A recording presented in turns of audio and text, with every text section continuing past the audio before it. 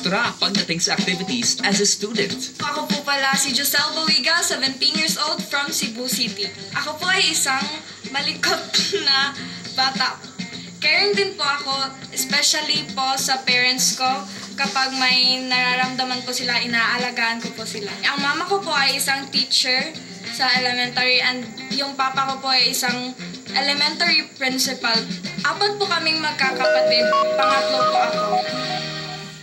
Sa bahay po, maingay po talaga kami. Mag-uusap kami, malaki po talaga yung boses namin. Konting kwento po, may tawanan talaga. Very happy po talaga yung family namin.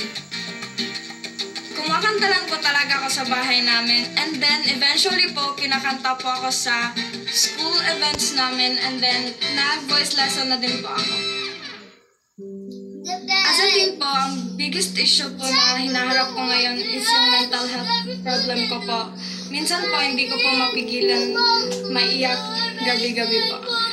Minsan po talaga sa academics ko po. Nafe-feel ko lang po na happy po ako na may mom po ako at dad na teacher and principal. And hindi naman po ako nagpe-pressure sa kanila. Yung sarili ko lang po talaga yung nagpe-pressure sa akin. I hear that a lot na parang minsan sa kanila na mismo galing yung pressure. What do you tell her and yung mga kapatid niya? Sabi namin sa kanila na kung ano lang yung maabot nila, yun lang yun. Hindi naman kami naghanap ng yung anak namin na magiging honor students or ano ba yun. Wala. Sa kanya lang mismo nanggaling yung pressure. Naniniwala po kasi ako sa buhay na laban lang po ng laban, wala po talagang susuko. Na thank you sa inyo ni Papa kay bisan hain kay dako mo apil sa contest aragad ka mo permi. Nagpasalamat lahat ako sa inyo kay permi ka mo suporta.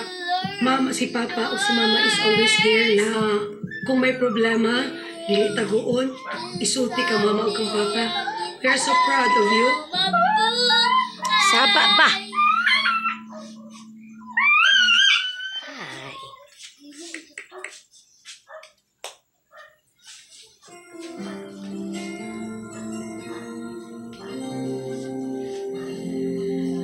I recall when you said that you would never leave me.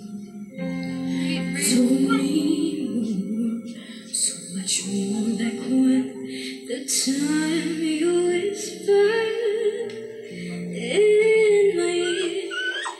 There was heaven in my heart, but then you gone and oh so far away. I was afraid this time would come. I wasn't prepared to face this kind of hurting from within. I have learned to live my life beside you. Maybe I'll just dream of you tonight, and if into my dream you'll come and touch me once again. I just keep on dreaming till my heart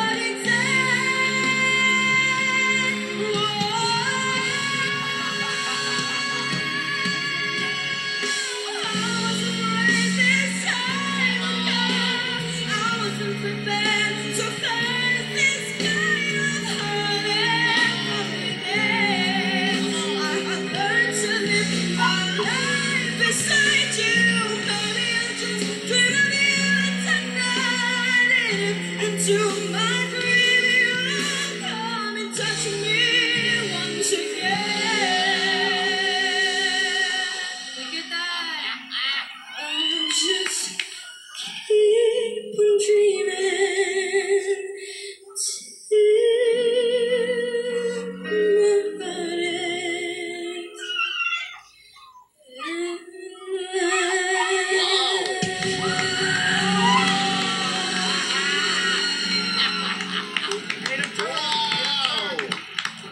That was beautiful. Congratulations! You made us all turn. Ano pangalan mo? Ako po si Joselle Bowiga po from Cebu City po. Joselle, maliban sa pagkanta, ano pang ibang hilig mo? Marunong po ako maglaro ng ng sepak takraw po. Baka gusto niyo po turuan ko kayo.